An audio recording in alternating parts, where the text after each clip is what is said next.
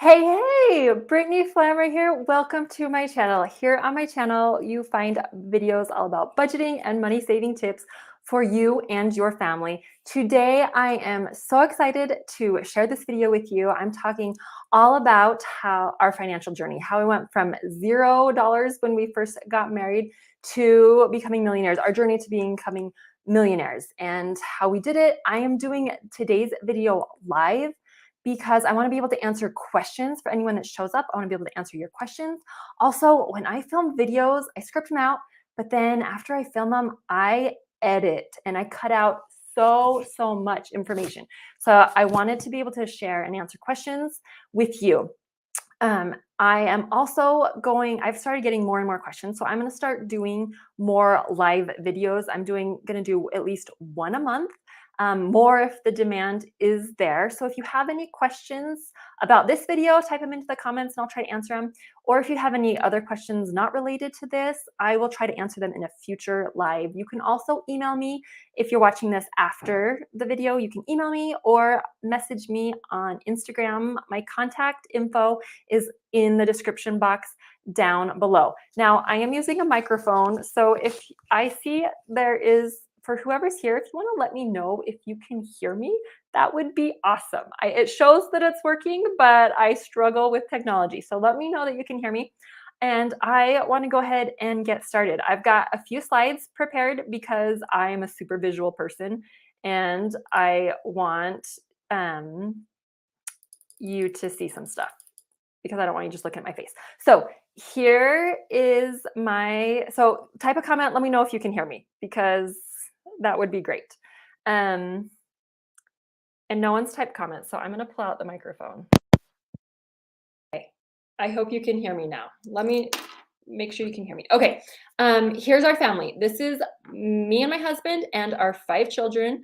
Our oldest daughter just turned 13.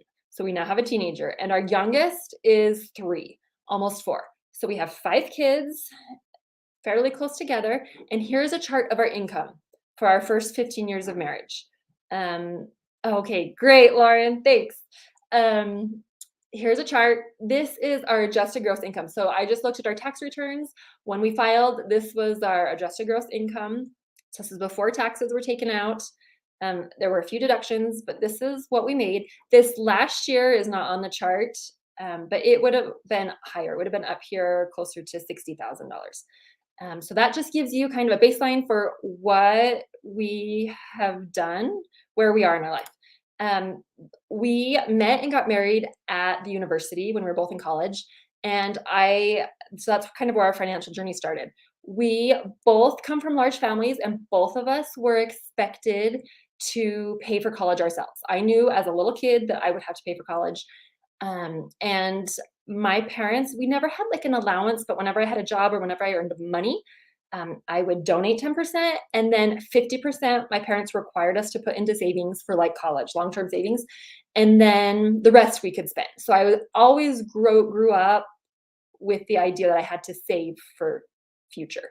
My parents never made me pay for much stuff, but I always had to save whenever I made money. My husband, he went to school. We both went to the same school. We went to a state university. It was close, local, and it was affordable. My husband, it took him 5 years to graduate with his undergrad because he didn't know what he wanted to do.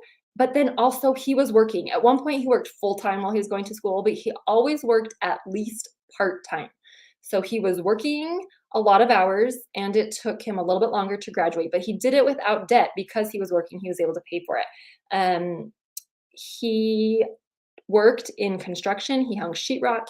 He also did property management. He worked for a property management company, and he learned amazing skills. He learned how to fix stuff. He learned how to build stuff, and he has saved us so much money by being able to do stuff ourselves.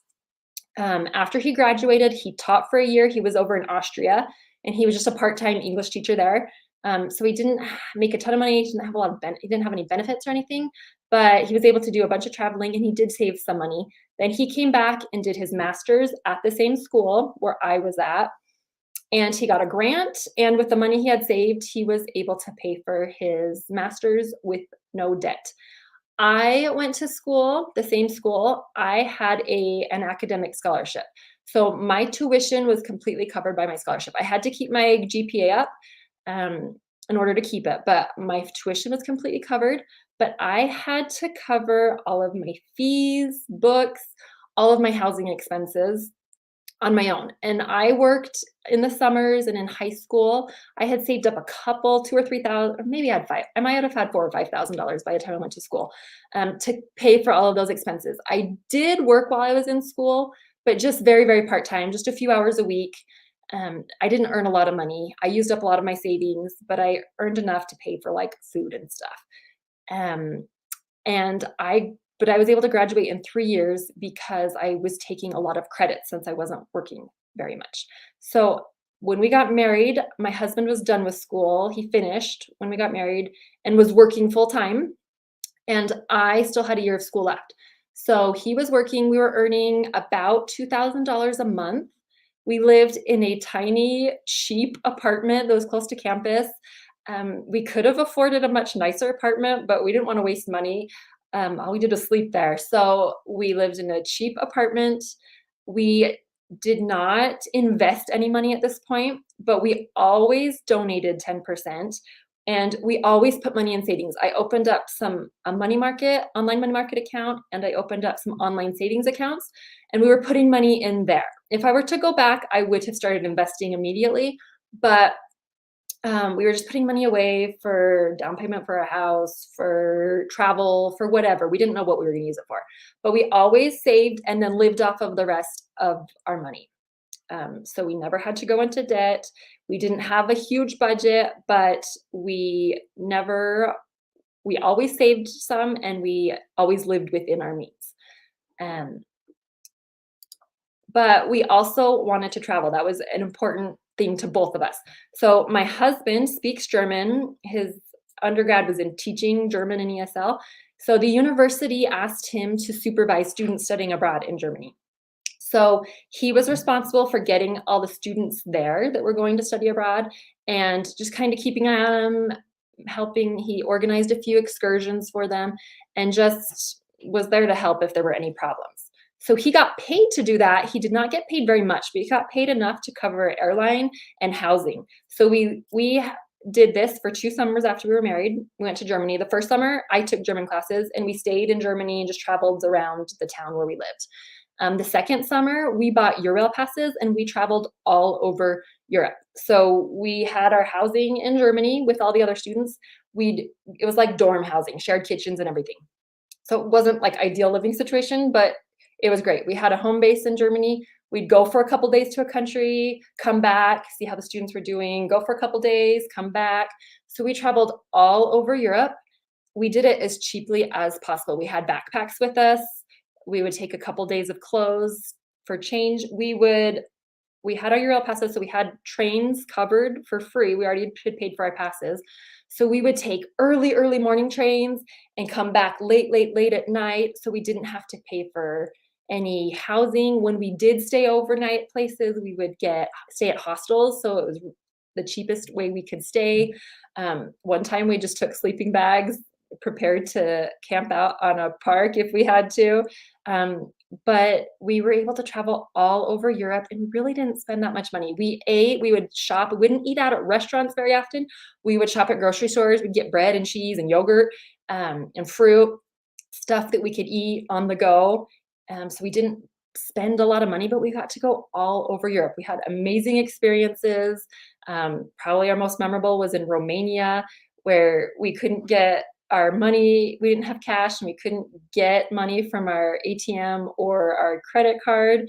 But we needed to take a tram to get into town to a bank. And they didn't speak English. We didn't speak Romanian. We ended up buying tram tickets with Snickers bars. We've had great experiences, traveled all over Europe, visited a lot of countries. We just did stuff that was mostly free. So we didn't spend a ton of money, but we got to do something that we loved. Then after we both had graduated, we still wanted to do something overseas. So we joined Peace Corps, which is with the US government, you're volunteering. we got sent to Thailand. So we were in Thailand for 2 years, and it's volunteer, but they do give you an allowance to live off of. It was like somewhere around $200 a month they gave us to live off of. Here is a picture of the house where we lived. This is the bathroom, so it was bucket showers. And this is a school. This is what the view we had. This is where my husband taught at a school. He taught at schools. I worked with groups in the community, at the city office. Um, there was nothing to spend money on. So we weren't making a lot of money, but we lived in a small village, kind of in the middle of nowhere. We had nothing to spend money on. So we were saving money while we were there, not because we were trying to, we just had nothing to spend money on. So we had saved up enough. We were able to go to Hong Kong for a week, traveled in Hong Kong. And then our parents did come to visit, and we went on a tour of Thailand and Cambodia and Laos. My parents paid for that. We did not pay for that, but we joined them on the tour. So we got to do some traveling in Southeast Asia, but we had saved up enough to go to Hong Kong, stayed in a hostel type situation, and traveled over Hong Kong too. But while we were in Thailand, there were a lot of Peace Corps volunteers spread throughout the country, and a lot of them would put on camps and do trainings for teachers and for students. And so they would invite other Peace Corps volunteers to come and help them with the trainings. So we got to travel all over Thailand. Going on the weekends, we'd go help for a couple days, help out at camps, and they would pay for our bus to get there, and then we'd crash at the other Peace Corps volunteers' house, or they'd put us up in their equivalent of a hotel, or stay with someone from their school. So we got to travel all over Thailand for like nothing, because we were helping them. They didn't pay us to help with the camps, but we helped them, and they covered all of our travel expenses. So we got to do some amazing stuff without spending much money. While we were in Thailand, we were not investing any money because we weren't making much. We were just living off of what we made. But we still had the money that we had started saving when we were in school. We still had that in our savings accounts. So that was growing a little bit, but we didn't actually invest while we were in Thailand. After we came back from Thailand, my husband went to grad school, and grad school was in LA. So we were pretty close to downtown LA, which is really expensive. So we started off in a 1-bedroom apartment. Lauren, if you are still here, you remember this. This is the bedroom right here. My husband built this elevated bed. So our oldest daughter slept up here on this little mattress. And these are her books and toys. And then our younger daughter slept in this pack and play. She was born in LA. She would sleep in the pack and play. Our dresser had our clothes. And then my husband and I slept in the living room. So here's the living room. This is a futon. So we would make it up during the day, and then at night we would make it down into a bed, and we slept there. And you can kind of just see the edge of our table. So that's where we ate. That was our living room / bedroom. The program my husband did, his doctorate, the total cost of it was about $100,000. Going into it, we knew that was going to be the cost. We, at that point, the money we had saved it was close to $25,000, I believe. So we knew we didn't have enough money to cover it, but he chose a program that was meant for teachers. So it was on the nights and weekends that he had classes, so that he could work during the day. So he wasn't working as a teacher, but he got a job totally unrelated, doing like energy efficiency stuff. But he worked during the day and then took classes at night and on the weekend. So basically, we never saw him. There were days when our daughters would not see him because he would be gone before they woke up, and they'd be in bed before he got home. So they were really, really long days. I looked for ways that I could make money because I was a stay-at-home mom at this point.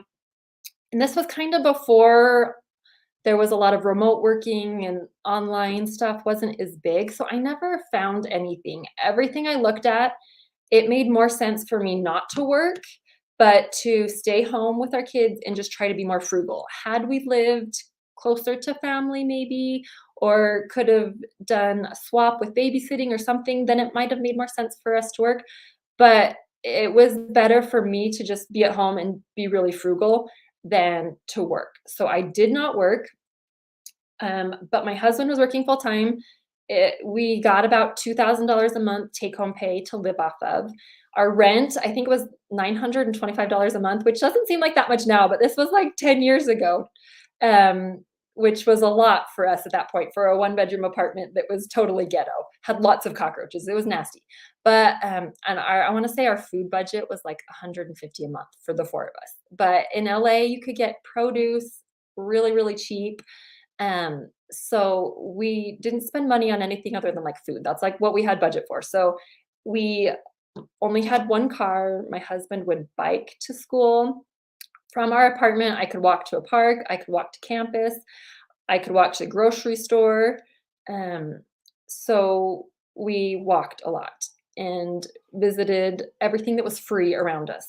Um, so my husband started off working full time and doing school part time, but then he was able to get a TA position.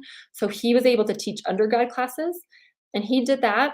And that ended up covering his tuition. So we only had to pay for like 1 semester of tuition. Then he got TA positions that covered his tuition and gave us money to live off of. It wasn't that much. I think it was under $2,000 a month, but we were able to donate 10%. We put a little bit aside for savings for some travel and a little bit set aside for future house and then live off of the rest. We just lived as frugally as we could. My husband had health insurance through his tuition through the university. We put our children, we were low enough income.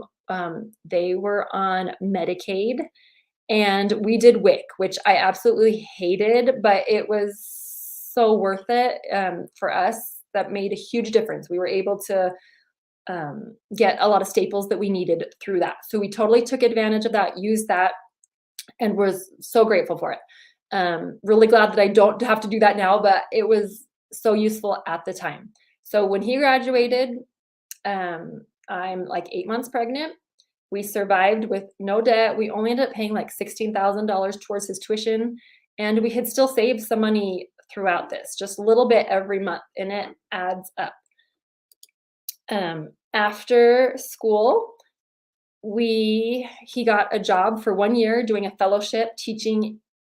Oh, actually, he did get a job, but even while he was in school, we got to do some traveling, international traveling. Like I said, we love to travel.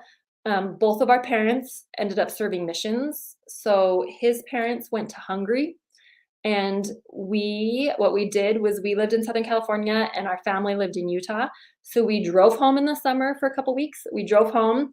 My parents watched our kids while we went to go visit his parents in Hungary. So we had to pay for flights, but once we got there, we stayed with his parents.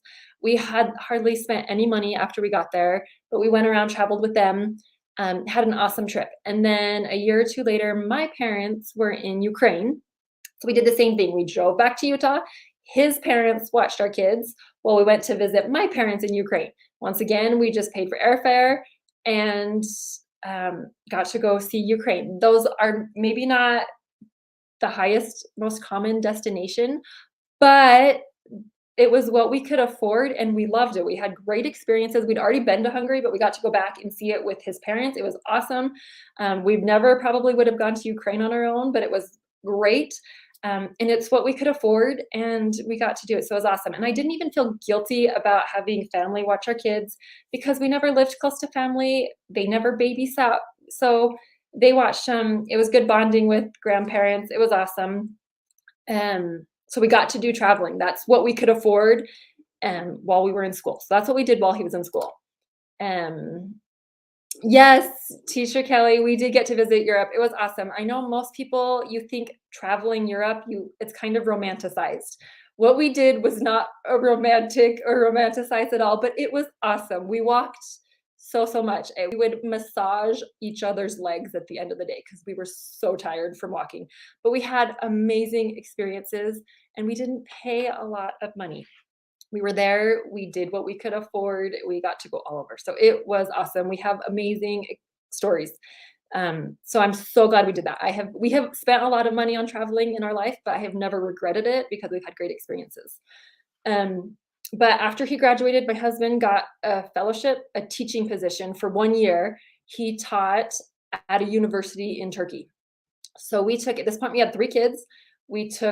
Everyone went over to Turkey for the school year. My husband, it was paid by the US and he was a contractor, so there were no taxes taken out. My husband's flight was covered, but none of the rest of us were covered and no insurance was covered and no benefits or anything. So we had to pay to get me and the kids over there. And once we got over there, they have housing. So with how in Turkey, how they do it is they have dorms. For here in the US, we have students live in the dorms, but there in Turkey, the dorms are for faculty. So the faculty get the dorms, and the more senior you are, the nicer your dorm type thing. So we got bottom of the rung. They gave us a dorm. We could have gotten a nicer apartment and paid, but we were only there for a short time. So we took what they gave us for free. Um, we had all the basics. We had like a little tiny mini fridge, and we we bought like a gas stove grill thing. There was a washing machine in it. They don't do dryers there. So we got dryer, hanging a rack to dry clothes on. But we lived like the locals lived. And my husband was able to walk. We didn't have vehicles. My husband walked because we were on campus. He walked to his classes. He also was invited to other universities. Whenever they were on break or had weekends, they would invite him to universities around the country to present. And so usually they would pay for him to get there and pay for a hotel while he was there. So when within the country of Turkey, we could get really, really cheap airfare because there was really short, cheap flights, kind of like JetBlue or Allegiant here in the US. So when he would go, we would all go as a family. And then while he was presenting, I'd take the kids and do something. Our hotel was always paid for. Usually that included some food. So we got to travel all over Turkey, and it cost us almost nothing. I mean, we made it to Ephesus. We went all over, saw amazing things, and it was relatively inexpensive. So we would have loved to have done more, but we had 3 kids and did as much as we could. We did, towards the end, rent a car for a couple of months, so we had a little bit more mobility, but, um, we just we would have loved to have we got invited by some of the students to go to Georgia and other places, and we didn't have time or abilities to do all of it with our kids, but we got to see a lot of things, and we did it without spending very much money. We would just use the hotel. We'd all cram into the hotel that they paid for him, and we would do whatever we could find that was local and relatively inexpensive. So we got to see Europe. We did travel to Cyprus while the school was on break and spend a few days on the beach in Cyprus. But overall, it was an amazing experience. And it during this time, he was paid by the US government. This is when we started investing in retirement. He wasn't paid monthly. It was just kind of like a lump sum. I think he got $35,000 for the year. And so, but we started investing monthly in Roth IRAs. And I forgot to say, when we got back from Peace Corps, they gave us, I think it's $6,000 per Peace Corps volunteer. So we each got $6,000, and they give that to you as like a reentry into real life again. And when we got that, we invested all of that. We maxed out our Roth IRAs for that year and invested some in a mutual fund. And so we just kept adding. Once we were in Turkey, we started adding to that monthly, and we didn't max it out. We didn't do a ton, but we put a little bit every month into the Roth IRAs, and we put a little bit every month into mutual funds that we had already created. So it wasn't a lot, but it was consistent. And then my husband finally got like a real job where there were benefits and everything. We were living in Arkansas. He got a job. He was teaching at the university. He did not make a ton of money. It was like $35,000 a year, but they had awesome benefits. The health insurance was really good, coverage, and for retirement, they had great options, but they matched it up to 10%. So we every month put 10% towards retirement, and they matched at 10%. So that was awesome. We did that, and at first, you don't notice a lot of growth, but I feel like it's like 4 or 5 years. Once you've been doing it for 4 or 5 years, you start to see the compound interest. So, it was slow, but they matched 10%, so we put 10% away. We had a high deductible health insurance. We had an HSA, and at this point, we were still having babies, and that's expensive. So we put as much as we could afford to every month towards our HSA because we knew even if we didn't use it, we'd get to keep it. And there are tons of tax benefits with HSA. So we contributed as much as we could. And even when we were done having kids, we still contributed as much as we could. So even today, now that my husband does not work at this and we don't have this health plan anymore, we still have the money from that HSA to use for health stuff. So we did not make a ton of money, but we were able to um, get the match and save with our HSA and live off of the rest. We bought this duplex. So we lived in one side and then we rented out the other side. We were hesitant. It was a little bit out of our budget. We were a little bit nervous. We didn't have 20% to put down for down payment. I want to say we had like 25 or $30,000 saved at this point, plus all of our retirement. Um, matching 10% is amazing for retirement. I want to say the US average is right around 6%, but most people I know get like 2 or 3%. So 10% is amazing. So we took advantage of that. It's like free money. But when we went to buy this duplex, it was a little bit out of our price range. A little bit out of what we felt we qualified for it, but we did not feel comfortable spending that much. We were afraid to get in over our head. So my parents co-signed with us and they put down the down payment. They put down $80,000 towards the down payment, which is amazing. My parents were happy to do it. So we lived in one side of the duplex, rented out the other. I want to say the mortgage was like $1,350 a month. And we had tenants that paid like around $1,200 a month for rent. So we had about $150 we had to cover ourselves. So each month we would pay rent of $400. We'd put $400 into a separate account for the duplex, and our mortgage would be taken out of that. We would put the money the renters paid plus our $400 into account. The mortgage would get taken out, and what was left over, we kept set aside for expenses that would come up. And we did have several large expenses. We had to replace water heaters, AC unit. So we spent several $1,000s, but we always had the money set aside for it. But it saved us so much money, because even though my husband was only making like $35,000, we were able to live off of so much less because the tenants pretty much covered most of the mortgage. So while we were living there, we were there for about 5 years. It appreciated in value. We had tenants. We had a few months without tenants, but we always had enough money in that account to cover it.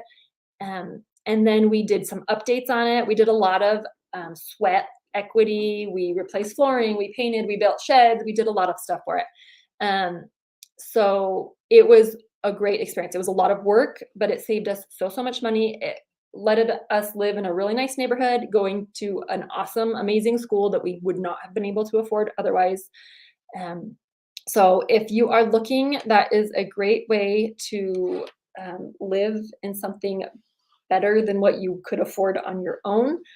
So we sold that house, and we sold it for $80,000 more than we paid for it. Part of that was just appreciation. Part of it was what we had put into it.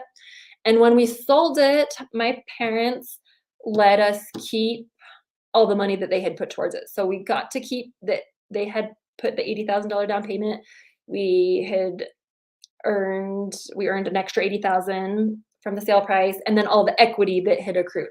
So we had a huge chunk of money, and we ended up using that to buy a really nice house. I'll skip forward to here's the house we live in now.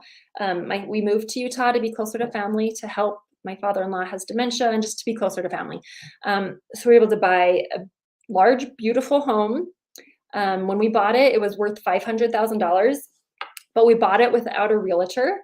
So we were able to save. We just cut off the realtor fees. So normally it's 3% for each realtor. So we were able to save 6%. So we saved $30,000 by not using a realtor. Now, I wouldn't necessarily always recommend doing that, but we knew the people we bought it from.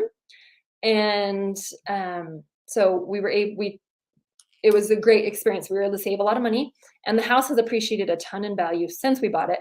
But we had a huge chunk of money that from what we had saved over the years. We had every month just put a little bit into savings for house down payment. So we had $100,000 saved for the house, plus all of the money we got from the house we sold. Teacher Kelly, yes, your sister does that in New York City. She's got 2 other families living on her property. Rents go up, but mortgage never does. It is a great long-term investment. It's not a get rich quick, but if you can afford to have a rental property or to live in one, rent out the other apartments or something like that, it is a great long-term investment. I highly recommend it. It was great for us living in the duplex. We were able to uh, save so much money by doing that. And our goal now we're setting aside money to be able to buy another house as a rental property in the future. Um, so we bought this house. It's got a 15-year mortgage. We got a great interest rate because interest rates were really low, but we had a huge chunk saved. And it was because we just every month put a little bit away. We over the years have opened up more investment accounts, index funds, and mutual funds, but we just put a little bit in every month, as much as we can afford. We get paid. My husband gets a paycheck, and then we donate our percentage, and then we automatically put stuff into savings, and then we live off of the rest. And that's always what we've done. It's called a zero-based budget. We spend everything we make, but a lot of it goes into savings. So I didn't even know it was called zero-based budget. But that's what it is. That's what I pretty much done our entire marriage.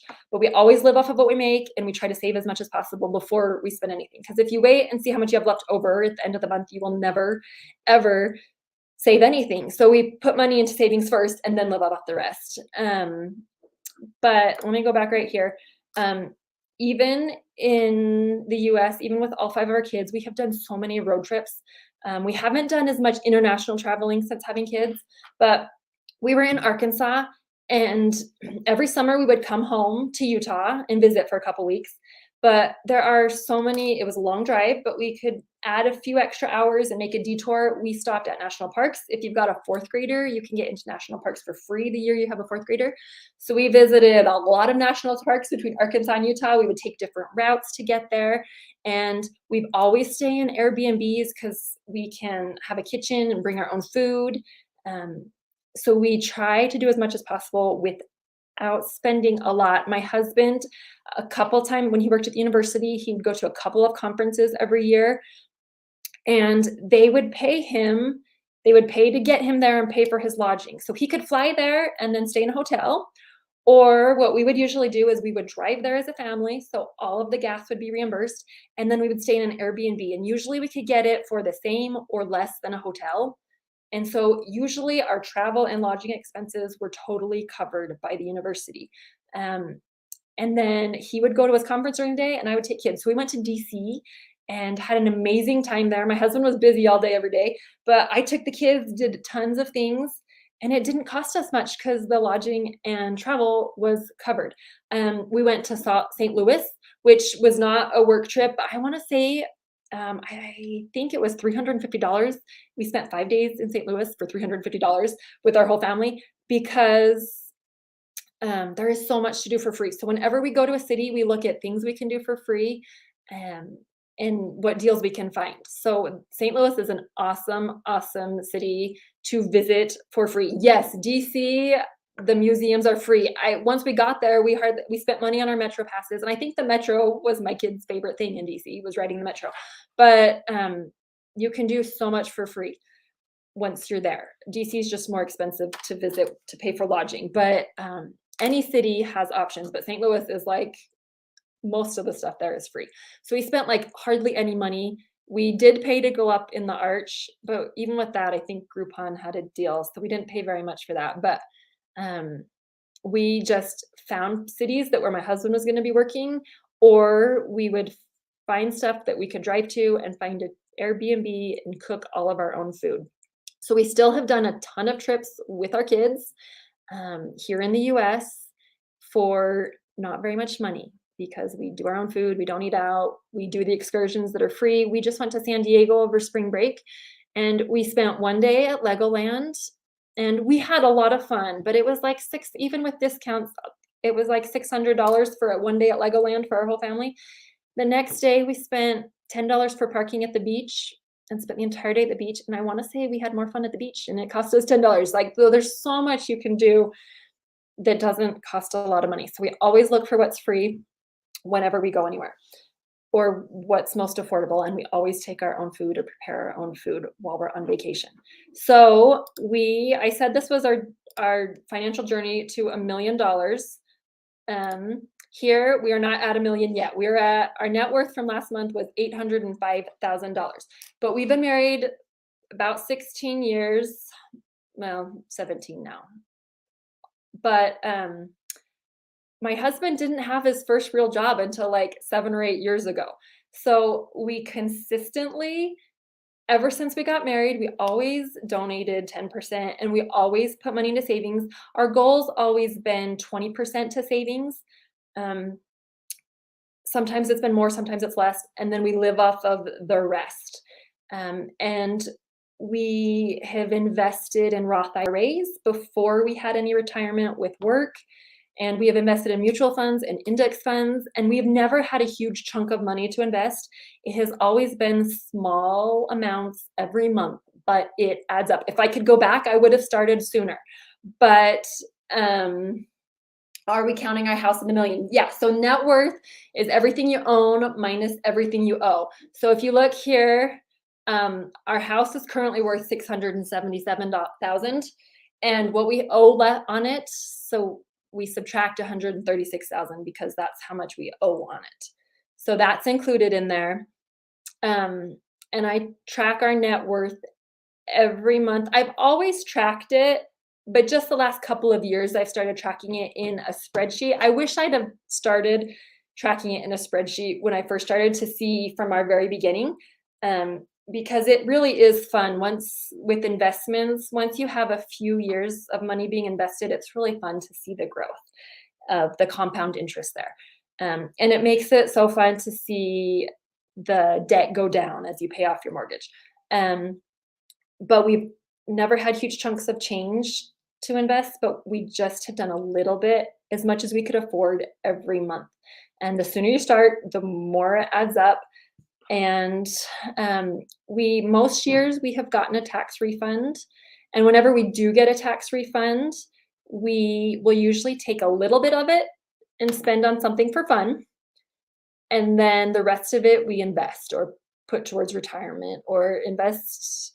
So we're not expecting the refund. And so we try not to spend all of it. We use a little bit for fun and then put the rest towards something smart, either towards our house or towards investments. So at the rate we're going, in the next couple of years, we will hit the $1 million mark. And I said, we've been married 16 full years, but my husband, we were in school for most of that. And so it's really been like 7 or 8 years that we've consciously had a real full-time job with benefits, but it adds up. And Kelly, you mentioned a lot of people in their 40s who haven't even started saving. It's true. But seriously, the sooner you start, even if it's like $15 a month, it adds up. It saves you so much time in the long run. Time is what's on your side when you're young. So even if it's not very much, putting something away. I wish we'd have started sooner. We were saving money, but we were just putting in online savings accounts. So it would earn a little bit of interest, but I wish we'd have done more investing for retirement and stuff earlier. But it's like the fruit tree. Best time to plant it was 5 years ago. Next best time is today. So savings for retirement, saving for anything, it was better to start in the past, but next best is starting today. So if anyone has any questions, feel free to leave comments leave a comment and I will try to answer it, or in my future live Q&As, I will try to answer them. I do sell my budget template and this net worth template for a couple of dollars in my Etsy shop. I have those linked in the description box below if you're interested. And every month I do our budget for the beginning of the month. I share it, what our budget's going to be for the month. And then at the end of the month, I share our actual numbers, exact numbers, how much we spent. And then I also share our net worth. And Lauren, can I be your personal money advisor?